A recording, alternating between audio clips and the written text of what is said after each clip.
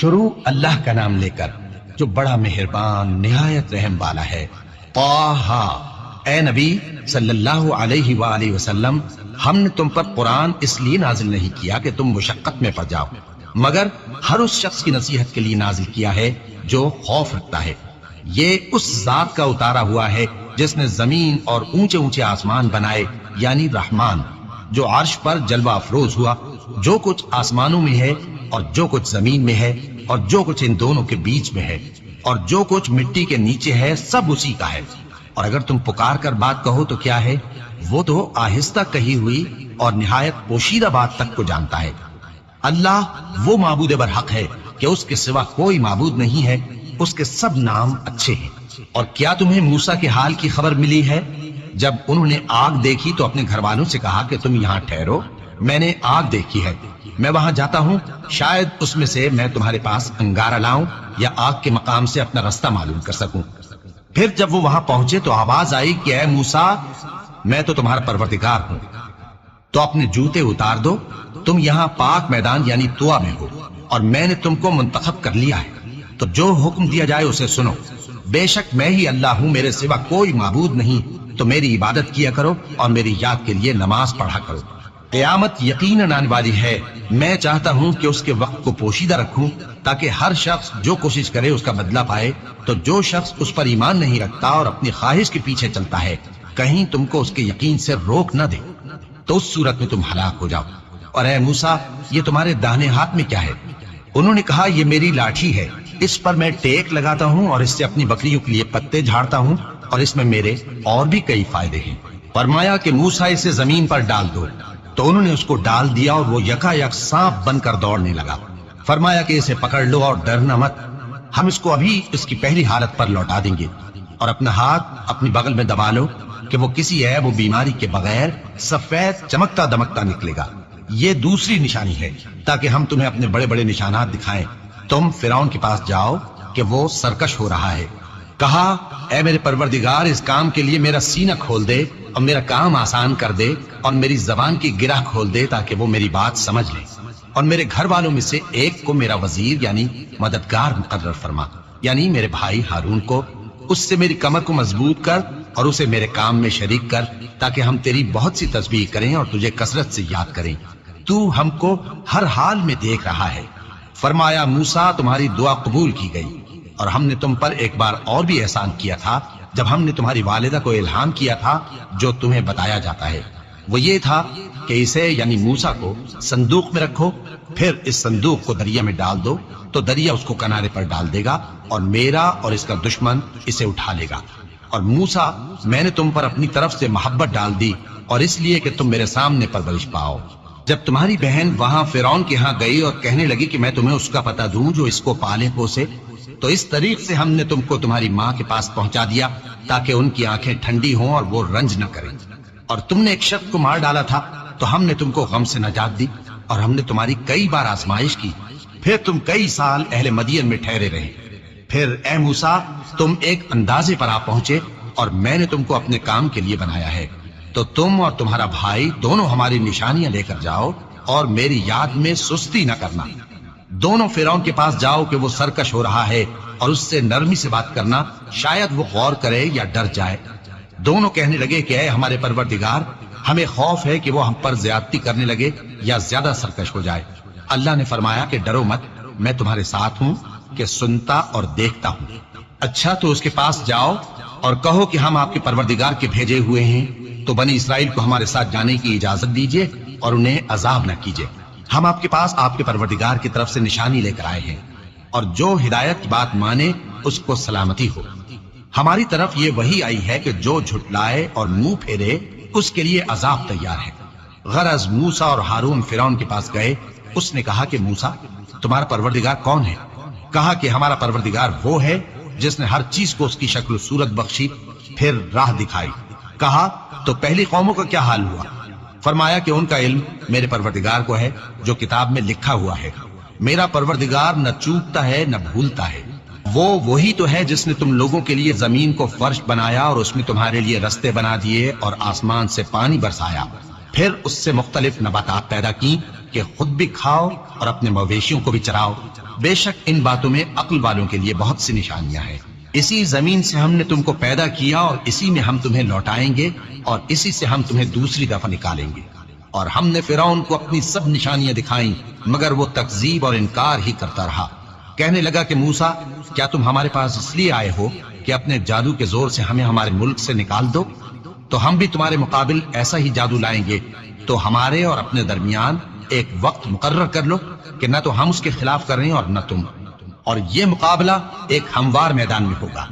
موسیٰ نے کہا کہ آپ کے لیے یوم زینت کا وعدہ ہے اور یہ کہ لوگ اس روز دن چڑھے اکٹھے ہو جائیں۔ تو فرعون لوٹ گیا اور اپنے سامان جمع کر کے پھر آیا۔ موسیٰ نے ان جادوگروں سے کہا کہ یہ تمہاری بربادی ہوگی، اللہ پر جھوٹ نہ باندھو، وہ تمہیں عذاب سے فنا کر دے گا، اور جس نے جھوٹ باندھا وہ نامراد رہا۔ تو وہ باہم اپنے معاملے میں جھگڑنے اور چپکے چپکے سرگوشی کرنے لگے۔ کہنے لگے یہ دونوں جادوگر ہیں، چاہتے ہیں کہ اپنے جادو کے زور سے تم کو تمہارے ملک سے نکال دیں اور تمہارے بہترین مذہب کو نابود کر دیں۔ تو تم جادو کا سامان اکٹھا کر لو اور پھر قطار باندھ کر آؤ، آج جو غالب رہا وہی کامیاب ہوا۔ جادوگر بولے کہ موسیٰ، یا تو تم اپنی چیز ڈالو یا ہم اپنی چیزیں پہلے ڈالتے ہیں۔ موسیٰ نے کہا بلکہ تم ہی پہلے ڈالو۔ جب انہوں نے چیزیں ڈالی تو یکا یک ان کی رسیاں اور لاٹھیاں موسیٰ کے خیال میں ایسی آنے لگی کہ وہ میدان میں ادھر ادھر دوڑ رہی ہے۔ اس وقت موسیٰ نے اپنے دل میں خوف محسوس کیا۔ ہم نے کہا خوف نہ کرو، بلا شبہ تم ہی غالب رہو گے، اور جو چیز یعنی لاٹھی تمہارے داہنے ہاتھ میں ہے اسے ڈال دو کہ جو کچھ انہوں نے بنایا ہے اس کو وہ نگل جائے گی۔ جو کچھ انہوں نے بنایا ہے یہ تو جادوگروں کے ہتھ کنڈے ہیں، اور جادوگر جہاں بھی جائے کامیاب نہیں ہوگا۔ اس پر جادوگر سجدے میں گر پڑے، کہنے لگے کہ ہم موسیٰ اور ہارون کے پروردگار پر ایمان لائے۔ فرعون بولا کہ پیشتر اس کے کہ میں تمہیں اجازت دوں تم اس پر ایمان لے آئے، بے شک یہ تمہارا بڑا یعنی استاد ہے جس نے تم کو جادو سکھایا ہے، سو میں تمہارے ہاتھ اور پاؤں مخالف سمت سے کٹوا دوں گا اور تم کو کھجوروں کے تنوں پر سولی چڑھوا دوں گا، اور تم کو معلوم ہوگا کہ ہم میں سے کس کا عذاب زیادہ سخت اور دیر تک رہنے والا ہے۔ انہوں نے کہا کہ جو دلائل ہمارے پاس آ گئے ہیں ان پر اور جس نے ہم کو پیدا کیا ہے اس پر ہم آپ کو ہرگز ترجیح نہیں دیں گے، تو آپ کو جو حکم دینا ہو دے دیجئے، اور آپ جو حکم دے سکتے ہیں وہ صرف اسی دنیا کی زندگی میں دے سکتے ہیں۔ ہم تو اپنے پروردگار پر ایمان لے آئے تاکہ وہ ہمارے گناہوں کو معاف کرے، اور اسے بھی جو آپ نے ہم سے زبردستی جادو کرایا، اور اللہ سب سے اچھا ہے اور ہمیشہ باقی رہنے والا ہے۔ جو شخص اپنے پروردگار کے پاس گناہگار ہو کر آئے گا تو اس کے لیے جہنم ہے جس میں نہ وہ مرے گا نہ جیے گا، اور جو اس کے روبرو ایماندار ہو کر آئے گا اور عمل بھی نیک کیے ہوں گے تو ایسے لوگوں کے لیے اونچے اونچے درجے ہیں، یعنی ہمیشہ رہنے کے باغ جن کے نیچے نہریں بہ رہی ہیں، ہمیشہ ان میں رہیں گے، اور یہ اس شخص کا بدلہ ہے جو پاک ہوا۔ اور ہم نے موسیٰ کی طرف وہی بھیجی کہ ہمارے بندوں کو راتوں رات نکال لے جاؤ، پھر ان کے لیے سمندر میں لاٹھی مار کر خشک رستہ بنا دو، پھر تم کو نہ فرعون کے آ پکڑنے کا خوف ہوگا اور نہ غرق ہونے کا ڈر۔ پھر فرعون نے اپنے لشکروں کے ساتھ ان کا تعاقب کیا تو سمندر کی موجوں نے ان پر چڑھ کر انہیں ڈھانک لیا یعنی ڈبو دیا، اور فرعون نے اپنی قوم کو گمراہ کر دیا اور سیدھے رستے پر نہ ڈالا۔ اے آل یعقوب، ہم نے تم کو تمہارے دشمن سے نجات دی اور تورات دینے کے لیے تم سے کوہ طور کی داہنی جانب مقرر کی، اور تم پر من اور سلوہ نازل کیا، اور حکم دیا کہ جو پاکیزہ چیزیں ہم نے تم کو دی ہیں ان کو کھاؤ اور اس میں حد سے نہ نکلنا، ورنہ تم پر میرا غضب نازل ہوگا، اور جس پر میرا غضب نازل ہوا وہ ہلاک ہو گیا۔ اور جو توبہ کرے اور ایمان لائے اور عمل نیک کرے پھر سیدھے رستے چلے اس کو میں بخش دینے والا ہوں۔ اور اے موسیٰ، تم نے اپنی قوم سے آگے چلے آنے میں کیوں جلدی کی؟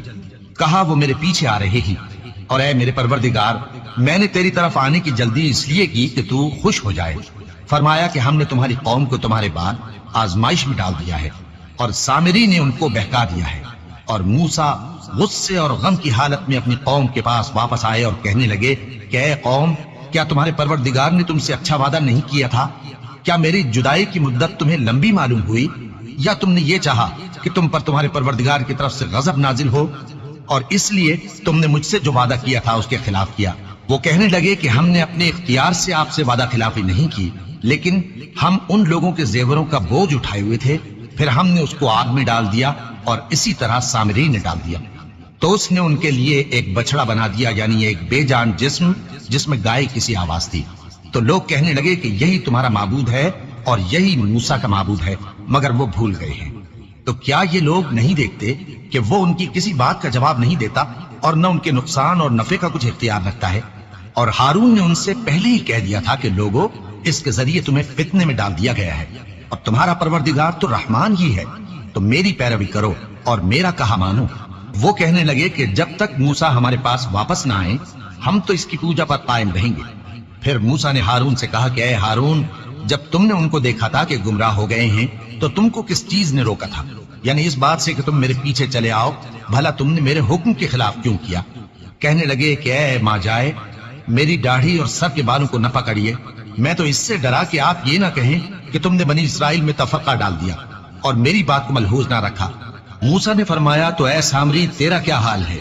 اس نے کہا کہ میں نے ایسی چیز دیکھی جو اوروں نے نہیں دیکھی، تو میں نے فرشتے کے نقش پا سے مٹی کی ایک مٹھی بھر لی، پھر اس کو بچڑے کے جسم میں ڈال دیا، اور مجھے میرے جی نے اس کام کو اچھا بتایا۔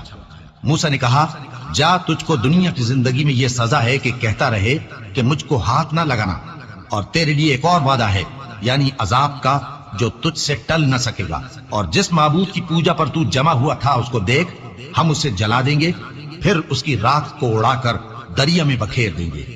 تمہارا معبود تو اللہ ہی ہے، جس کے سوا کوئی معبود نہیں، اس کا علم ہر چیز پر محیط ہے۔ اس طرح ہم تم سے وہ حالات بیان کرتے ہیں جو گزر چکے ہیں، اور ہم نے تمہیں اپنے پاس سے نصیحت کی کتاب عطا فرمائی ہے۔ جو شخص اس سے منہ پھیرے گا وہ قیامت کے دن گناہ کا بوجھ اٹھائے گا۔ ایسے لوگ ہمیشہ اس عذاب میں مبتلا رہیں گے، اور یہ بوجھ قیامت کے روز ان کے لیے برا ہوگا۔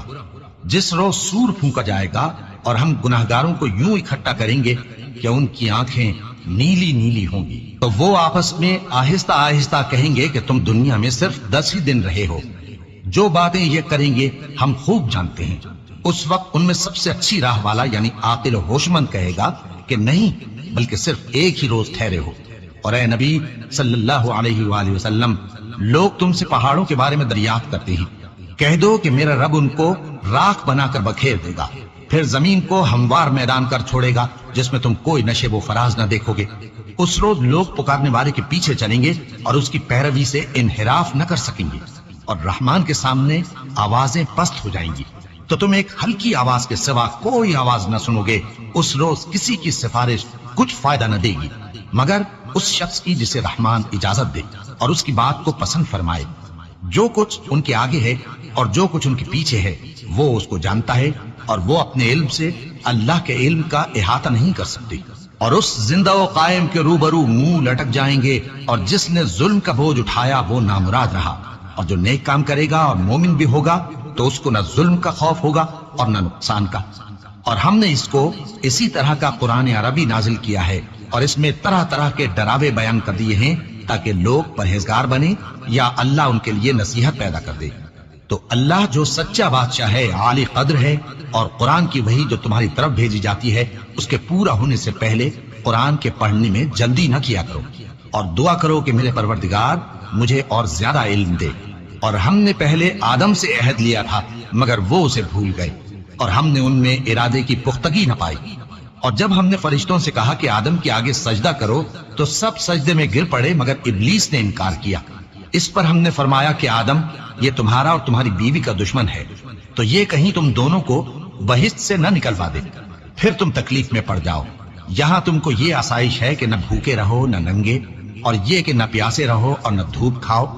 پھر شیطان نے ان کے دل میں وسوسہ ڈالا اور کہا کہ آدم، بھلا میں تم کو ایسا درخت بتاؤں جو ہمیشہ کی زندگی کا باعث ہو اور ایسی بادشاہت کہ کبھی زائل نہ ہو؟ تو دونوں نے اس درخت کا پھل کھا لیا تو ان پر ان کی شرمگاہیں ظاہر ہو گئیں، اور وہ اپنے اوپر بہشت کے پتے چپکانے لگے۔ اور آدم نے اپنے پروردگار کے حکم کے خلاف کیا تو وہ اپنے مقصد سے بے راہ ہو گئے۔